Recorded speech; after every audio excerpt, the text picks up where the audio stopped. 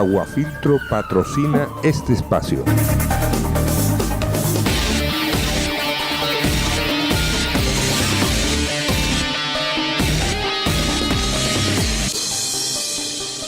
Iter Criminis, por Pedro Sánchez.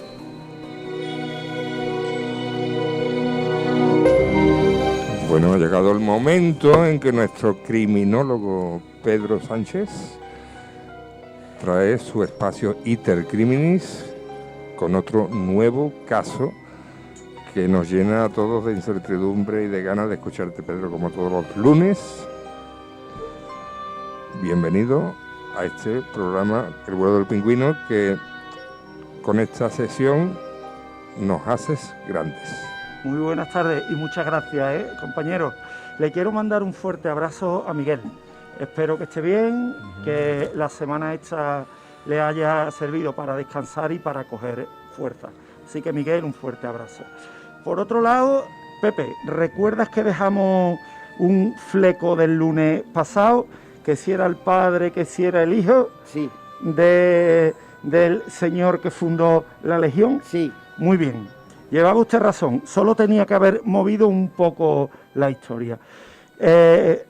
Entonces, hemos dicho que Millán Astray, el que era director de la cárcel, fue uno de los posibles cómplices interesados de nuestro crimen de la calle de Fuencarral. Efectivamente. Y su hijo fue el que fundó la Legión en el año, Pepe, ¿recuerda? 1920. Creo que sí, bien. Ahí estamos, sí. Ahí estamos. Sí. Entonces, Pepe apuntilló ahí, nos lo hemos con trabajado. Con toda la razón del mundo, ¿no? Ahí bueno, estamos. Tampoco, verás, es que a mí las fechas no me cuadraban. Claro. Porque hombre, Millán Astray, que fue además amigo personal de Franco, fundó la Legión muy joven. Claro. Entonces a mí como director, o sea, ser director de la cárcel, claro, y después fundar la Legión, a mí las fechas no me cuadraban. Yo he ido ahí un poco más allá a ver por qué ese baile, ¿no? Y es porque los investigadores, al plasmar muchas veces los datos, bailan. Somos personas, claro. Se plasma el dato y baila. Aquí, en el caso que hoy traemos, también hay una cosa curiosa al hilo de esto. Hoy traemos el duelo a muerte del marqués de Pizman. Si tú supieras la buena freiduría de pescado frito que hay en esa calle. Yo es que nací al lado. De Pizman. Y antiguamente esa calle tenía un puente que cruzaba el Tamarguillo. Claro. Que lo entubaron. Sí, lo quitaron y pasaron el Tamarguillo por debajo. ¿Dónde está Marqués de Pizman? Pues Marqués de Pizman están desde la Gran Plaza, desde la Gran Plaza a la S30, ¿hacia dónde? A la Ronda Super Norte. ¿Dirección Cruz Campo? No, la Gran Plaza, dirección Cruz Campo sería a la izquierda. Cruz Campo a la izquierda, sí. Pues sería para el frente. Para el frente. Para el frente. Vale. Total, nos vamos a ir al 10 de octubre de 1904. En 1904 hay un hecho curioso, que es que se promulga la ley que establecía el descanso dominical. Es decir, los trabajadores tenían el derecho de descansar en domingo. En 1904 ocurre eso. ¿Qué lugar eligen para el duelo? Vamos a empezar un poco metiendo datos. La hacienda El Rosario continúa en pie en el barrio de Torreblanca. Pero sí, allí... ¿hay actividad? Ahora mismo no, está casi en ruinas. ¿Allí es donde celebran la romería? Celebran la romería, hace 2 o 3 años un chico le cae un muro encima y fallece. El motivo del enfrentamiento, el dinero, el honor y posibles infidelidades. Cuerno. Más o menos. Las armas que se eligen. Eligen pistolas rayadas, más adelante diremos la característica de una pistola rayada, y espadas francesas. Las espadas francesas eran ni más ni menos que las que utilizaban los mosqueteros. Y los contrincantes. Los contrincantes tenemos por un lado a Rafael de León y Primo de Rivera, marqués consorte de Picman, es decir, se casó con la única hija del marqués de Picman, que es el que funda la fábrica de loza de la Cartuja en Sevilla. Ahora nos vamos a meter un poco más a fondo. Y el contrincante es Vicente García de Paredes, capitán de la Guardia Civil. ¿Quién era el marqués de Picman? El marqués de Picman era un industrial y comerciante británico que desembarcó en Sevilla siendo muy joven, tenía 23, 24 años. Se españoliza como Carlos de Picman. Continuó con la misma actividad que su padre tenía en Londres. ¿Por qué decide trasladarse a España y a Sevilla concretamente? Se traslada a España porque el Estado español había elevado los aranceles a Inglaterra. Es decir, quien quisiese en España comprar vajillas inglesas tenía que pagar más. Y por tanto había complicado la importación de este tipo de productos desde esas tierras. Por lo que decide montar una fábrica en aquella Sevilla del año 1841. ¿Por qué se viene también a Sevilla? Por el río. El río era necesario para la cerámica, ¿no? Y la mejor vía para poder llevar a todo el mundo la cerámica que se hacía en Sevilla. ¿Qué hace? Era un tipo inteligente y, aprovechando la desamortización de Mendizábal entre el 36 y el 37, bueno, ya sabemos que es un proceso del gobierno que lo único que hace es que comercializa las tierras y los bienes propiedad de la Iglesia. Llega un momento en que dice el Estado, cuidado, la Iglesia tiene muchos bienes y el pueblo empieza a pasar necesidades. ¿Qué hago? Voy a ir quitando propiedades a la Iglesia. Y el marqués de Picman alquila el convento de los Cartujos en la isla de la Cartuja. Aún quedan en pie varios hornos de cuello de botella. ¿Qué ocurre? Este hombre se va a extramuros porque había 20 y tantos hornos, aquello era todo el día echando humo, como los hornos de Triana, de los arrabales de Triana.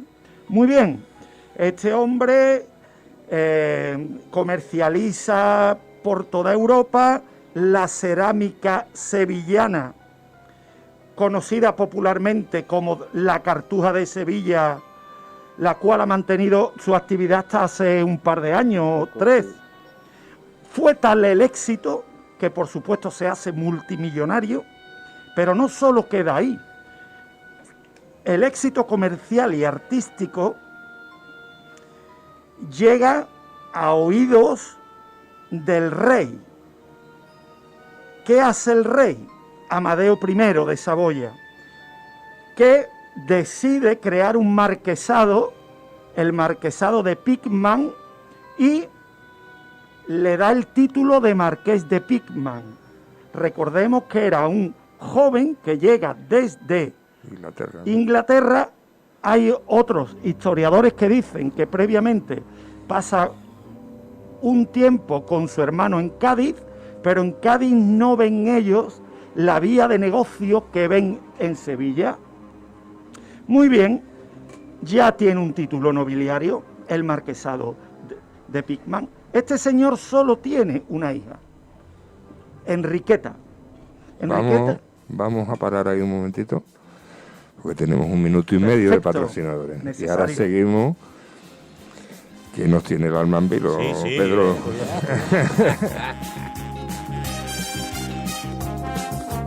¿Tenéis tiempo para ir al servicio o beber agüita? No os va a dar tiempo más, ¿eh? Así que ligerito.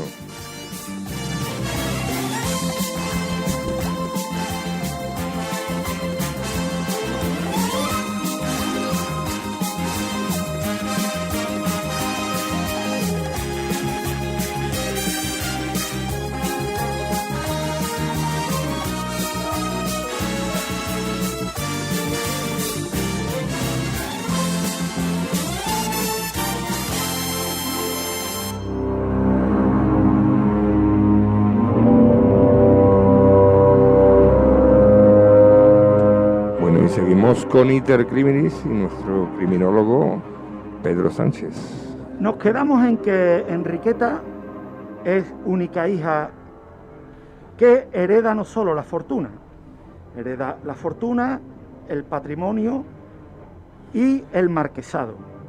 Es decir, ella es la marquesa y con quien decida contraer matrimonio será también marqués de Pickman. ¿Sobre quién recae este beneficio? Sobre un aristócrata cordobés, un joven, Rafael de León y Primo de Rivera, como hemos dicho al principio, pasa a ser el marqués consorte de Pickman, pero le gustaba mucho la fiesta y gastar dinero sin límite. Era una persona arrojada, ayudaba a todos sus amigos, alguien que le pedía un favor no dudaba en hacerlo.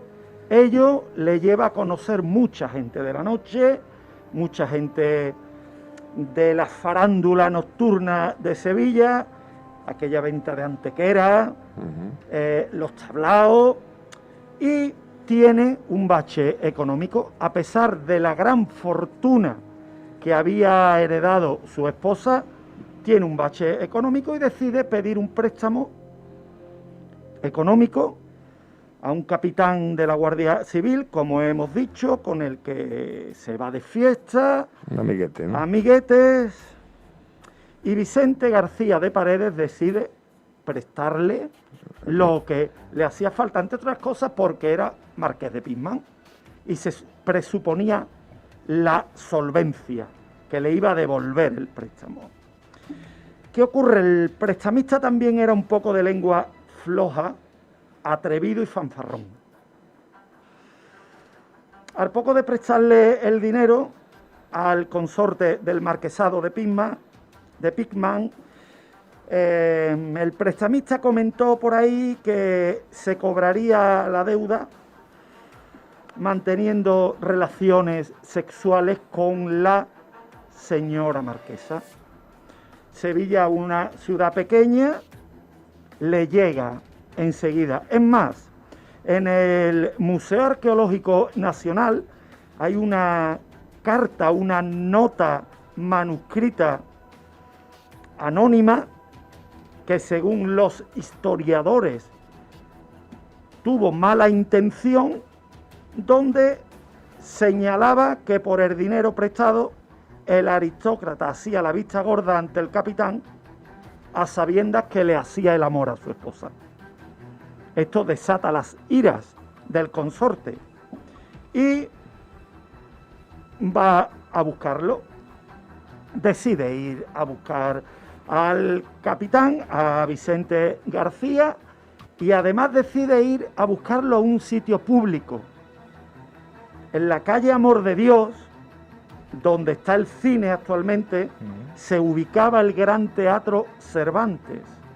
Estándose representando la obra, el ofendido entra y abofetea al capitán de uniforme. Antiguamente los militares de alto rango estaban todo el día de uniforme, eran militares 24 horas. Claro, abofetea, como hemos dicho, al capitán delante de todos los presentes. Cuidado. Estamos hablando de principios del siglo XX. Todavía lo militar tenía más peso.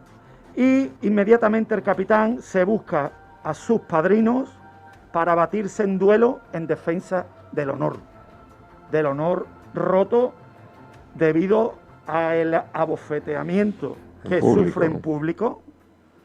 El marqués inmediatamente responde con sus padrinos, que sí, que vale, que nos batimos. Como bien ha comentado Pepe, me gustaría que comentaras lo del arañazo, que con un simple arañazo... Vamos, los duelos, yo es que, verás, hombre, un poco... Los duelos... Hay un tío que se ha batido con media Mucha- Sevilla, clarísimo, o casi un yo chulo espero- bandera. Claro. Es verdad lo que Pepe ha comentado. Los duelos normalmente no acababan con la muerte, Eso. del contrario. Eso. Había duelos en que sí era muerte. Y la había otros- minoría, un porcentaje mínimo, sí, era Era el que terminaba en muerte. un efectivamente, porcentaje eso es lo que... mínimo. Entonces los duelos eran a primera sangre, o sea, con un simple rasguño, que el otro sangrara, allá había acabado el duelo. Eso es. ¿Por qué trasciende el duelo a muerte del marqués de Pitman tanto? Porque los padrinos, escuchando a los que se enfrentaban, tasaron. La única manera de parar esto es por la muerte de uno de los contrincantes o por herida grave. Aquí no valían los arañazos. Es más, dispusieron que cada uno pegaría 15 tiros de manera simultánea. 15 tiros. Cada uno. Y en caso de mala puntería, espada. Pero O sea, bueno, este duelo iba al límite. yo te digo una cosa, verás, ¿había 15 pistolas? Porque No, yo entiendo de que no iban a Lo que yo cargar. quisiera Los saber- padrinos, un juego de pistolas de aquella época de un único tiro, Claro, y el ánima rayada, que ahora diremos las ventajas que tiene un cañón con el interior estriado, cuando disparabas, tu padrino ya te tenía La otra la cargada. siguiente arma Vale, municionada y dispuesta para el tiro. Una pregunta. ¿Se sabía la distancia entre uno y otro? Ahora lo vamos a decir. También es Y- curioso. Bueno, y el Y padrino también se jugaba un poquito. Los padrinos no, porque era un duelo entre caballeros. Sí, pero me refiero si tú estabas cargando la pistola y tenía que dársela al otro, mientras el otro estaba a punto de disparar. ¿Cuándo se entregaba el arma? Cuando el había- contrincante había hecho fuego. Claro. Ah, bien, vale, vale. Ya no había peligro de estar en la línea Y de se- tiro. ¿Y se podía mover o tiene que estar a pie parado? No, a pie parado. A Vale. pie parado. Vale. Ya hemos dicho que quedan en la denominada Hacienda del Rosario. Fue determinado como el lugar del enfrentamiento. Se fijó el día 10 de octubre de 1904 como fecha del enfrentamiento. Aquí, Pepe, los historiadores también bailan un poco. Unas crónicas de la época te dicen que quedaron a las 4 de la tarde y otras crónicas te dicen que quedaron a las 5 de la tarde. Otros historiadores dicen que se llega a las 4 para prepararse y cuando realmente empieza el duelo es a las 5 de la tarde, una hora en Sevilla que qué os digo. Puta urina, puta urina. Mala hora, mala Una hora. hora en Sevilla que qué os Butadina. digo, que qué os digo. De todos modos era un horario inusual, no habitual para batirse en duelo. Era la primera hora, ¿no? Tenemos Claro, que recordar que los duelos estaban prohibidos. Ahora vamos a llegar ahí. ¿Qué pasa? Los duelos se organizaban al amanecer, muy temprano o al atardecer, buscando el fin de evitar testigos presenciales o problemas con las autoridades. Como hemos dicho, los duelos como tal se prohíben en España en el año 1716. 200 años antes del duelo del Marqués de Pitman que nos ocupa hoy. Fíjense el arraigo tan fuerte, el arraigo que había en Europa a batirse en duelo. Verás, en Francia fue en 1500 y algo, ¿eh? Fue todavía anterior a España, Cuando los prohíben. cuando lo prohíben, y sin embargo el último duelo data de 1963, o sea, que fue antes de ayer, como aquel que dijo, vamos. ayer. ¿Qué ocurre? El rey Felipe V dice que se acabaron en España los enfrentamientos mediante duelos por cuestiones de honor. Lo refrenda el Código Penal de 1805, casi 100 años después. Todo muy despacio, todo muy lento.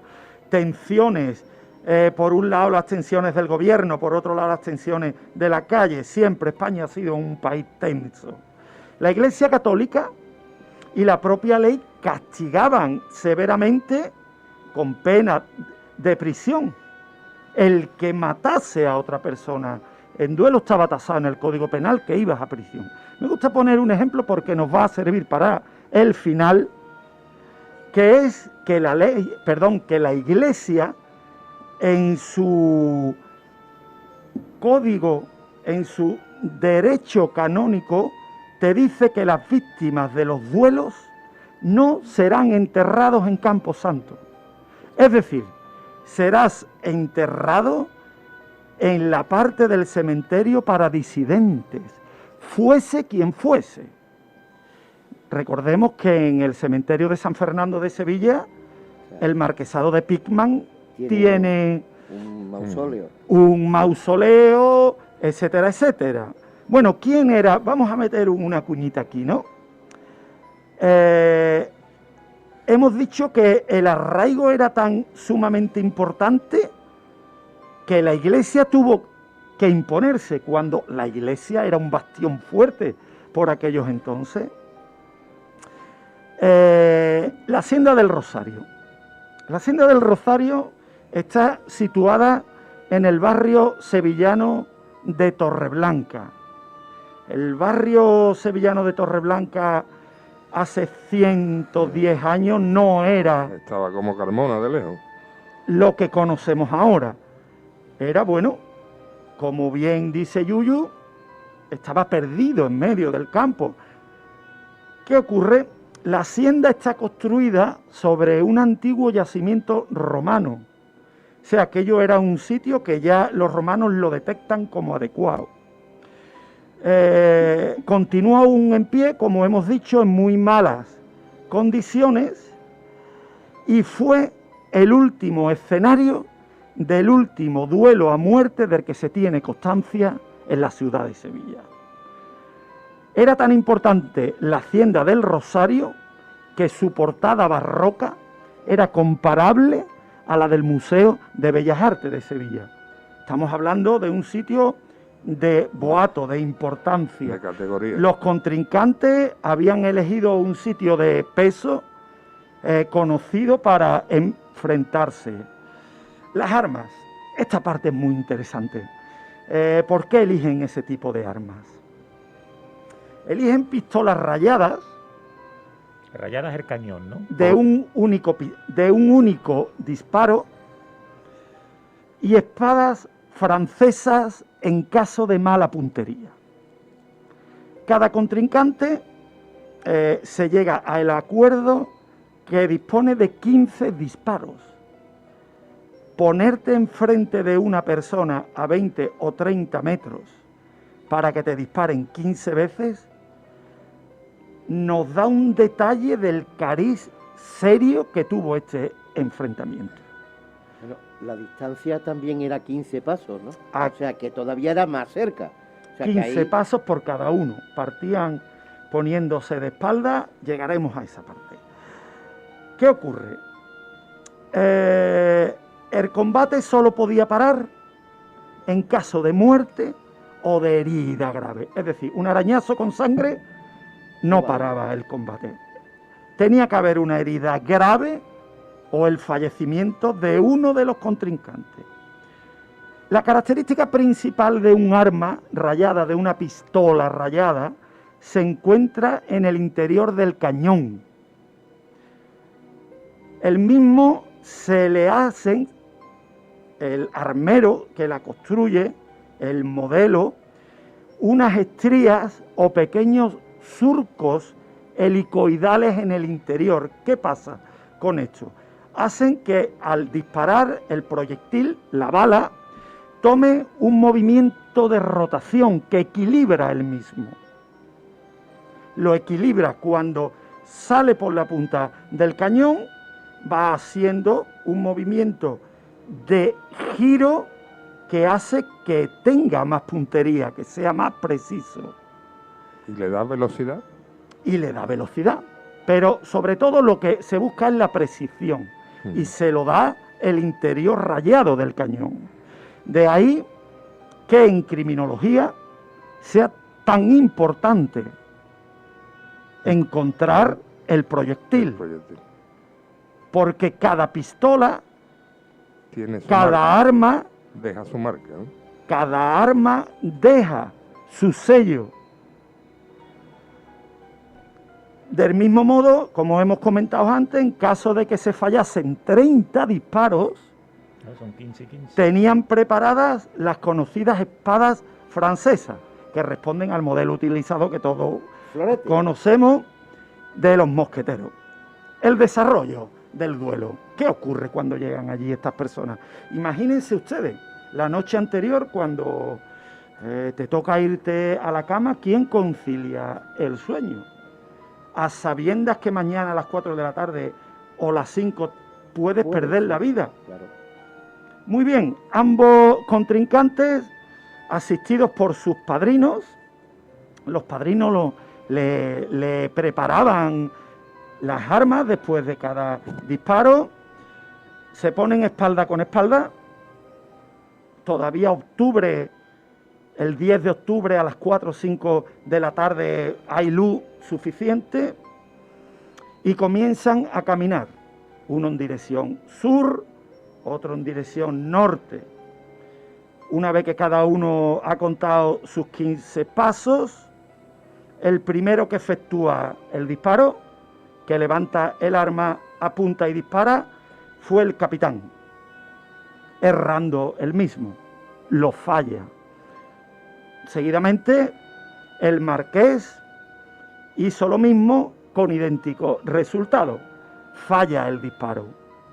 Vuelve a proceder al disparo el capitán, sonó un tercer disparo y el cuerpo del noble cayó al suelo con el corazón destrozado. Es decir, el tercer disparo, segundo disparo del capitán, le había atravesado el corazón al marqués de Pitman. Había un médico, habían llevado un médico, asiste enseguida, certifica la muerte súbita, porque además ese tipo de arma tiene un calibre importante, tiene un calibre considerable. Ahora mismo, tanto armas cortas como armas largas tienen calibres pequeñitos, que a nivel policial se denominan munición de parada. Como no te alcance un órgano vital, lo que hace es que te para.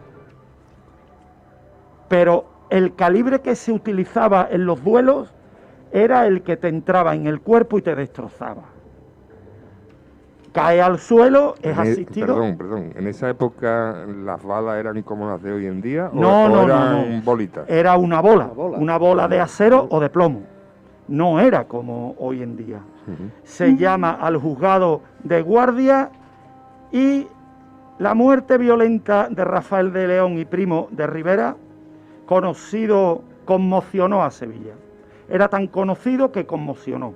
Causó revueltas sociales, manifestaciones multitudinarias, el cierre de la fábrica de cerámica, que tenía más de 500 personas trabajando, protestas en las Cortes Generales, la intervención del presidente del gobierno, por aquellos entonces Antonio Maura, y la destitución del gobernador civil de la provincia. ¿Por qué? Si recordamos el caso de la semana pasada, hubo un encontronazo entre clases sociales, entre la élite madrileña pudiente y la clase trabajadora. Aquí el enfrentamiento es entre los militares y la nobleza. ¿Qué ocurre? El entierro se celebra con gran pompa, los historiadores narran que la carroza fúnebre era magnífica, dorada, cubierta de corona, tirada por caballo, con guarniciones. Magnífico, lo más que se despachaba. El clero no asiste, como hemos dicho, la Iglesia condena. No asiste cumpliendo con las disposiciones impuestas en el derecho canónico, por las muertes. Estaba por aquel entonces el cardenal Spínola, que le ordena al párroco del cementerio que no entre el féretro, que allí no se puede enterrar, porque es el resultado de una muerte violenta que podía haber sido evitable. ¿Qué ocurre? Que al marqués de Pitman lo lleva una muchedumbre de más de 1000 personas. Esas más de 1000 personas arrollan con todo lo que se va poniendo a su paso y consiguen enterrarlo en el mausoleo de la familia Pitman. Las autoridades a las 3 de la mañana, con la policía municipal, la Guardia Civil y los trabajadores del cementerio, extraen el cadáver, el féretro, y lo llevan donde hemos dicho, a la parte de los disidentes. ¿Quién enterraba allí? Algo así. Los condenados a garrote vil, los niños que no eran bautizados, los suicidas, etcétera, etcétera. ¿Qué ocurre? La sociedad, cuando se entera del hecho, monta en cólera. Monta en cólera cuando se entera que se saca el cadáver del panteón de madrugada. Sirva como detalle que hubo familiares directos que fueron testigos de que se estaba eso haciendo. Consecuencias. ¿Qué consecuencia tiene esto? Los acontecimientos en la ciudad de Sevilla se recrudecen. El diputado Rodríguez de la Borbolla, que ya teníamos un Rodríguez de la Borbolla por aquellos entonces, anuncia una gran manifestación protesta de los sevillanos por la decisión de las autoridades municipales. Por otro lado, los problemas para el gobierno aumentan, ya que hay una parte de determinados elementos armados que le hicieron saber a las autoridades que no iban a consentir que el capitán de la Guardia Civil entrara en la cárcel. ¿Por qué? Porque había sido un duelo, había sido algo convenido, había sido algo que, bueno, 200 años después de su prohibición se continuaba haciendo. ¿Qué pasa? Las autoridades se ven entre la espada y la pared y consiguen que el capitán García de Paredes no entre en prisión, que se archive el caso y destituyen al gobernador civil de la provincia por no haber sido capaz de adelantarse al duelo a muerte del marqués de Pizman. Es decir, el gobernador civil lo tienen que destituir para que la sociedad se tranquilice. El duelo por cuestiones de honor se convirtió en un auténtico asunto de Estado, donde enfrentó militares con la nobleza. A ver, todo esto ocurre tras esa carta anónima que dice que el Guardia Civil se estaba apostando con la... Que se iba a cobrar la deuda manteniendo relaciones sexuales. Yo, en lo que has contado, ahí alguien tendría un interés en que estas dos personas se enfrentaran por algo. La vida misma. No, bueno. No, yo creo que más el problema fue que cuando se enteró el otro de la carta, en público, dejó al capitán por los suelos, claro. Eso provocó que el otro no pudiera permitirle llegar a eso. Si le hubiera bofeteado en privado, pues hubiera cambiado, pero esa carta anónima tiene que ser que a lo mejor, imagínate que yo te tengo a ti coraje a ti y yo mando una carta que es más fácil y no la escribió el mismo capitán. ¿Y para qué? ¿Cómo que para qué? Pues para cachondearse del otro. Por ejemplo. Pues está clarísimo. No sé, Es que está clarísimo. Claro, si no le pagaba, pues dijo, ahora te vas a enterar. Ahora se va a enterar todo Sevilla que... Claro. No sé, yo a lo mejor no sé si hay una tercera persona... No. ¿Y la historia del capitán qué fue de él al final? La historia del capitán, el capitán se le no es juzgado, no es encarcelado, el capitán cambia de destino y... O sea, sigue siendo capitán con todo... Cambia de destino y la destitución del gobernador civil de la provincia, actualmente los subdelegados del gobierno, sí. El hombre paga el pato. Paga los platos rotos por no haber sido capaz de parar con la policía el incidente, el duelo. A ver, cuando estas personas, porque primero disparó el guardia civil. El capitán. ¿Tienes que esperar a que el otro se vuelva de cara a ti? Si están los dos de cara. Están los dos de cara. Se giran. Claro, ahí tú tienes que esperar que te disparen. Ten cuenta. Y ahora el otro tiene que esperar que el otro dispare. Claro, y que por la espalda sin no te va moverte. nadie. Claro. Tiene que estar de cara. Claro. Y ve que esto te apunta y dispara. Y bueno, y si se escapa el tiro, vale. Claro, ahí el chungo lo llevaba al marqués porque el otro era un militar, mando militar que sabía usar las armas. Corrigió el tiro. Claro, primero falló. Y corrigió el tiro. Claro. Corrigió el tiro, se centró, se le quitaron los nervios. Cuando vas a un ejercicio de tiro, tus entrenadores no te dan el arma y venga, dispara, no. Te hacen que corras, que hagas flexiones, que te empujes con los compañeros y cuando te has subido las pulsaciones, es cuando te falta el aire, ahora empieza el ejercicio. Bueno, Pedro, llegamos al final del programa y ha sido todo un paso. Muy bueno, muy bueno. Deseando de escucharte la semana que viene. Gracias, un placer. Muchas gracias, Pedro. Venga.